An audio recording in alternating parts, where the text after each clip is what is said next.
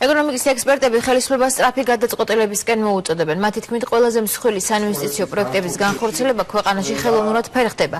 ექსპერტები განმარტავენ, რომ ხუდონხესის პროექტთან დაკავშირებული ყველა პროცედურა დასრულებულია, თუმცა მიწის აზომვითი სამუშაოები არ იწყება. ექსპერტები ხელისუფლებას კონკრეტულ ინიციატივას თავაზობენ.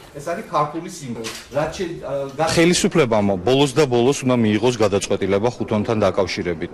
კონკრეტულ წინადადებას ვთავაზობთ, ეს არის ხუდონის მშენებლობის ორ ფაზად გაყოფა, გაიცეს მშენებლობის ნებართვა, დაიწყოს კასკადის მშენებლობა და ის ადამიანები, ვინც დღეს ცხოვრობენ სვანეთში, კონკრეტულ ადგილზე, კი არ გავასახლოთ, პირიქით, ჩავთოთ მშენებლობის პროცესში. ამ ადამიანებს შეუქმნათ სამუშაო ადგილები და კონკრეტულად ვანახოთ ამ პროექტის ასე ვთქვათ ბენეფიტი. აბსოლუტურად ყველა დოკუმენტაცია მზად არის, გვიანდება აზომვითი სამუშაოები, რომელიც ძალიან ცოტა არის დარჩენილი ამ ნაწილში და აქ პრაქტიკულად ვერ ხდება ამ საქმის წინწაწევა, ამიტომ ჩვენ ვფიქრობთ, რომ ეს ხელს უშლის ინვესტორების ინტერესებს და თუ ეს შეფერხებები გაგრძელდა, ჩვენ ეჭვი გვაქვს, რომ იგივე, ასე რომ ვთქვათ, შეფერხებები გაგრძელდება ყველა სხვა პროექტებთან დაკავშირებით.